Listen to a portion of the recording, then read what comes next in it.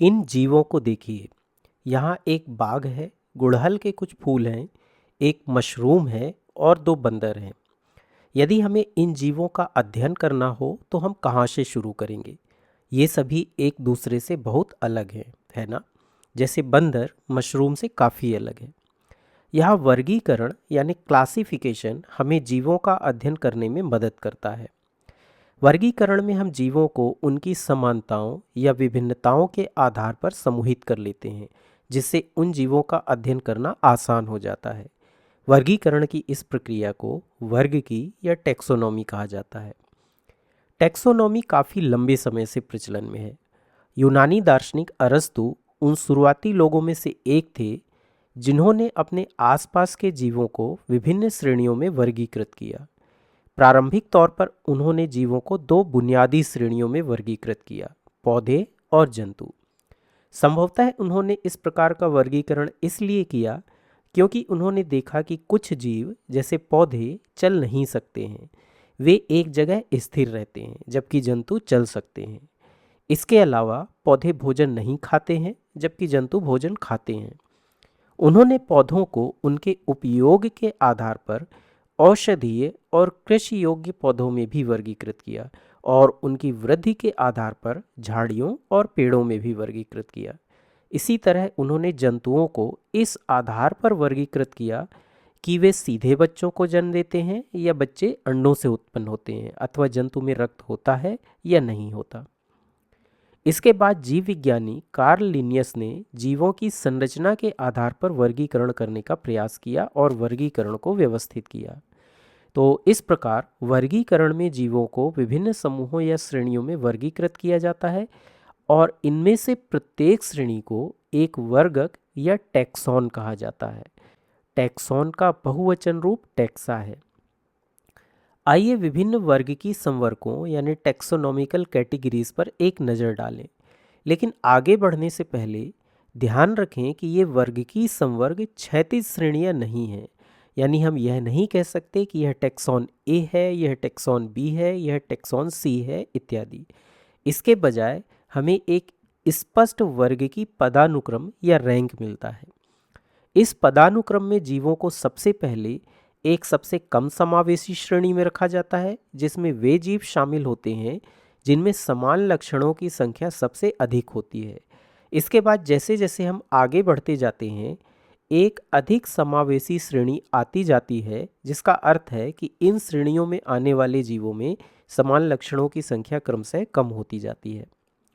अब आपके मन में प्रश्न होगा कि ये सबसे कम और सबसे अधिक समावेशी श्रेणियां कौन सी हैं?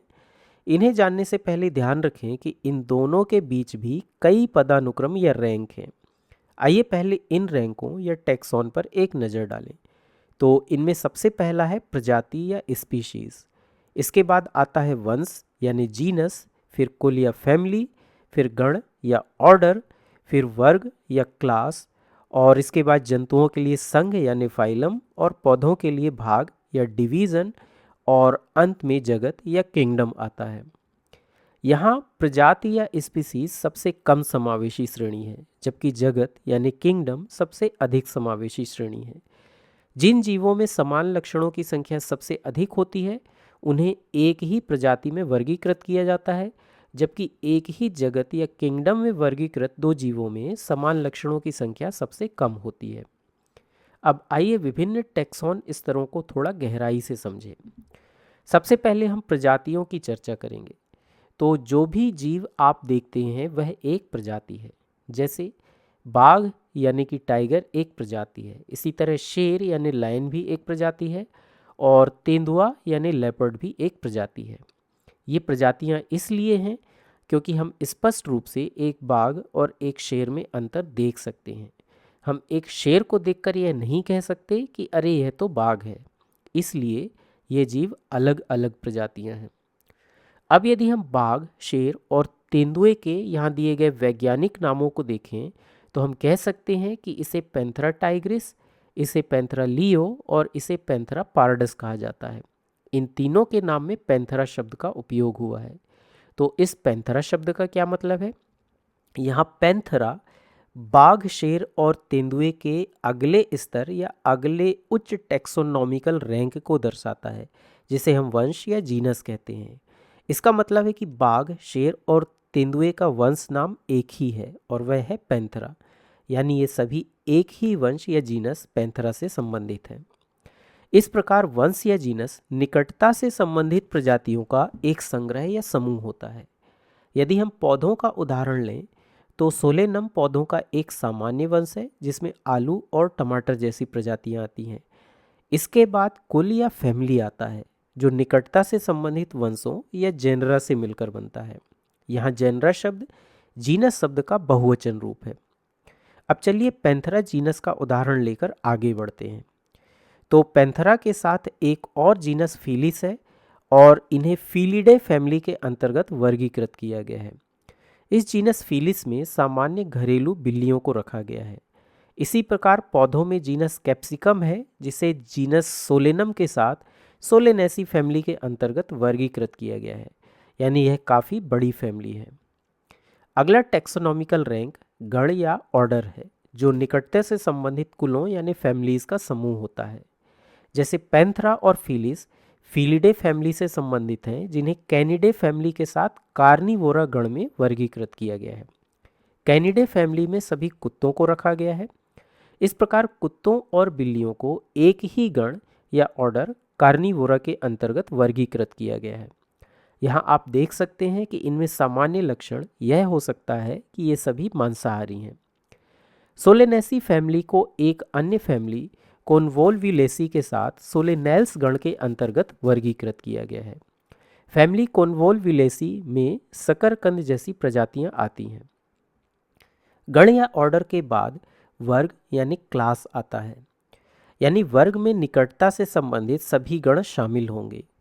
इसलिए जब हम कॉर्निवोरा का उदाहरण लेते हैं तो कॉर्निवोरा गण, प्राइमेटा गण और रोडेंशिया गण, इन सभी को मैमेलिया यानी स्तनधारी वर्ग में वर्गीकृत किया गया है, जिसका अर्थ है कि ये सभी स्तनधारी हैं।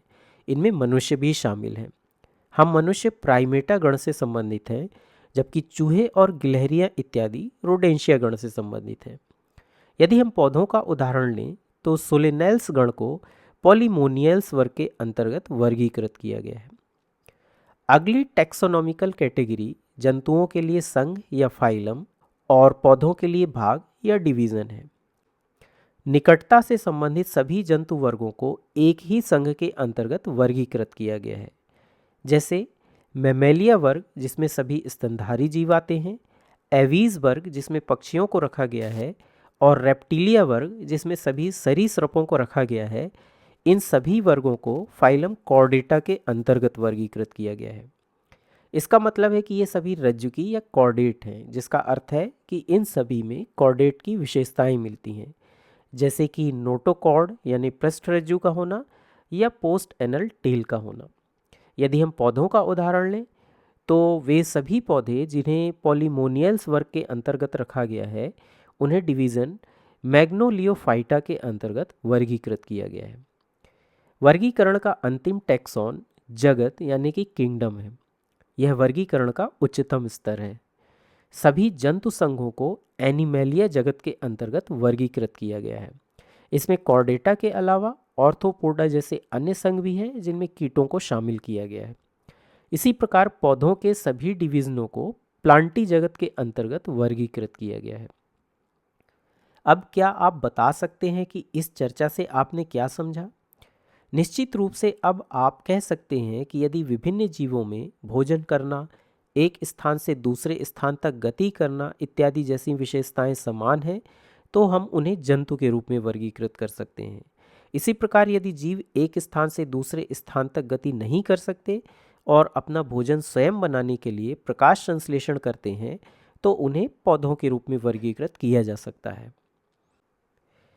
टैक्सोनॉमी या वर्गीकी का उपयोग वर्गीकरण पद्धति या सिस्टमैटिक्स के क्षेत्र में भी किया जाता है। सिस्टमैटिक्स में जीवों के विकासवादी इतिहास को समझने और जीवों के बीच विकासवादी संबंध को समझने के लिए टैक्सोनॉमी का उपयोग किया गया है।